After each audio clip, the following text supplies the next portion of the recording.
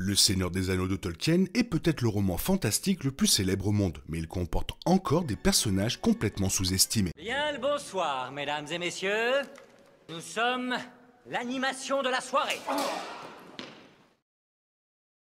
Le roman, sorti en 3 parties entre 1954 et 1955, a présenté au monde les célèbres personnages de la communauté de l'anneau. Ceux-ci sont rapidement devenus des archétypes de rôles principaux de haute fantasy, informant des générations d'écrivains pour les années à venir et conduisant à des franchises comme Donjons et Dragons qui sont fortement basées sur l'œuvre de Tolkien. Et pourtant, certains des personnages les plus influents des livres ne reçoivent pas suffisamment d'attention avec les fans, les clubs de lecture et les adaptations. Certains membres de la communauté de l'anneau et de nombreux personnages secondaires méritent plus de reconnaissance pour être des héros, ou autrement certains des meilleurs méchants de la littérature. Les trilogies de Peter Jackson ont amené l'histoire de Tolkien au monde là où elle n'avait auparavant qu'une popularité de niche. Le Seigneur des Anneaux est passé d'une histoire suivie d'un culte à un phénomène mondial, dans lequel certains personnages ont été modifiés par rapport à leur homologue du livre, et d'autres ont été glorifiés au-delà de leur histoire originale. Pendant ce temps, certains personnages sous-estimés ne sont même jamais apparus à l'écran.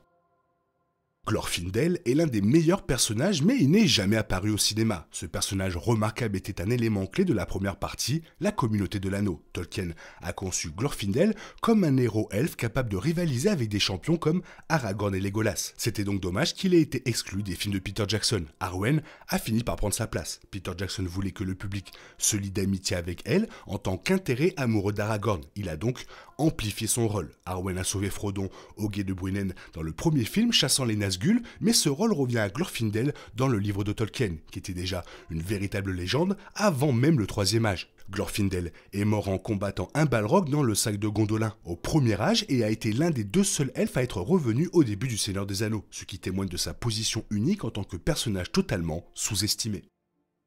Ungoliant est une super vilaine, représentant l'un des personnages sous-utilisés et sous-estimés de la franchise. Cet être démoniaque primordial a engendré Shelob, donnant naissance à l'une des méchantes les plus horribles du Seigneur des Anneaux. Shelob avait une forme humaine dans un jeu vidéo parlant de son héritage puissant et mystérieux. Ungoliant et Shelob étaient bien plus que de simples araignées géantes. Ungoliant aurait pu être une Maia ou un autre type de créature ancienne. Elle a choisi la forme d'une araignée géante dans le Silmarillion, indiquant qu'elle aurait pu changer de forme, ce que seule une Maia était capable de faire. Ungoliant était clairement l'une des Maias les plus puissantes, Morgoth n'aurait pas pu détruire les 2 arbres sans elle. Après cela, Ungoliant a presque vaincu Morgoth en combat singulier, n'ayant qu'à fuir alors qu'il appelait les Balrogs pour l'aider.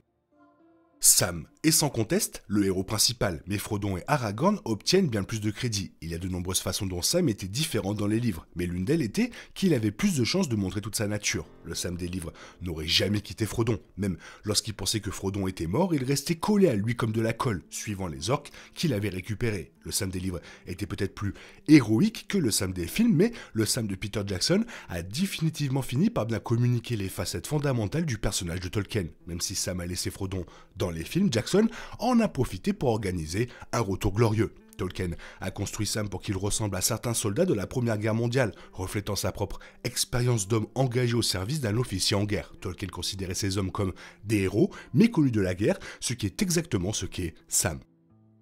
Pippin est l'un des personnages les plus sous-estimés. Son rôle dans le livre a été diminué pour le cinéma, ce qui, d'une certaine manière, avait du sens. Peter Jackson ne disposait que d'un nombre limité d'heures pour adapter une histoire immense et tentaculaire. Pour communiquer ses thèmes centraux, ce qui était important, il a concentré son attention sur quelques héros, plutôt que de répandre la célébration sur divers personnages épiques. Pippin était l'un des personnages excellents dans les films, mais plus épiques dans le livre. Pippin a fourni un excellent personnage comique dans la trilogie. L'acteur a composé lui-même la chanson qu'il a chantée à Denethor, et ce fut l'une des scènes les plus belles, les plus expressives et les plus tragiques entièrement inventées par Jackson. Cependant, le Pippin des livres était plus sage. Son allégeance à Denethor était correctement expliquée, et il semblait être un véritable héros plutôt qu'un hobbit idiot avec une bonne voix chantante. Merry est encore un autre hobbit sous-estimé. Sam est généralement considéré comme un personnage sous-estimé, mais Merry et Pippin le sont moins. C'est pourquoi ces 2 hobbits sont encore plus sous-estimés que Sam. Merry comme Pippin a eu une mauvaise affaire dans les films de Peter Jackson. Dominic Monaghan était lors de la comédie dans le rôle de Merry, mais il contenait beaucoup plus de notes dans le livre. Le Merry de Tolkien était un chevalier en armure étincelante. Cela a été décrit dans une certaine mesure dans les films. Sur le champ de bataille avec Éowyn, Merry a tué le roi sorcier d'Angmar. Merry n'était pas seulement un un chevalier dans le roman, mais un sage juge de caractère. Son allégeance à Théoden montrait qu'il pouvait voir au-delà des extérieurs bruts et entrer dans la vraie noblesse, liant des lecteurs à eux deux. Tom Bombadil est sans aucun doute l'une des meilleures créations de Tolkien. Bombadil a malheureusement été exclu de la communauté de l'anneau, bien qu'il soit l'un de ses personnages clés. C'était peut-être mieux car cela préservait son mystère, mais cela faisait de Bombadil l'un des personnages les plus méconnus de l'histoire et certainement l'un des plus sous-estimés. Tom Bombadil a récemment été intégré dans les Anneaux de Pouvoir. Cette série adapte le deuxième âge, l'apparition de Tom Bombadil dans la saison 2 a donc été une surprise. Le matériel originel de Tom a ravi certains fans et en a dérouté d'autres. Il reste donc un personnage sous-estimé. Il est tout aussi énigmatique qu'il était dans les années 50, et de nombreux fans ont encore beaucoup à apprendre sur lui. Morgoth était le méchant original, mais bien sûr Sauron obtient toute la gloire. Sauron est largement reconnu comme le plus grand méchant de la littérature ayant influencé les livres et les films depuis 1954. Sauron est le personnage principal des Anneaux de Pouvoir, renforçant ainsi son statut de premier méchant. Mais Sauron a appris tout ce qu'il savait de Morgoth, qui était mauvais bien avant Sauron. Tolkien a décrit la disgrâce de Morgoth dans le Silmarillion, dans lequel il cherchait la flamme impérissable dans le vide. Posséder cette flamme confère la capacité de créer la vie, mais seul le dieu de la Terre du Milieu, Eru Ilúvatar, est capable de l'utiliser. Morgoth recherchait la divinité, cela préfigurait davantage d'arrogance et de tyrannie. Morgoth a corrompu Sauron et de nombreux autres maillards, cherchant à contrôler la Terre du Milieu et à détruire ce qu'il ne pouvait pas contrôler. Mais le mal suprême de ce méchant est peu connu de nombreux fans occasionnels, ce qui en fait un personnage complètement sous-estimé.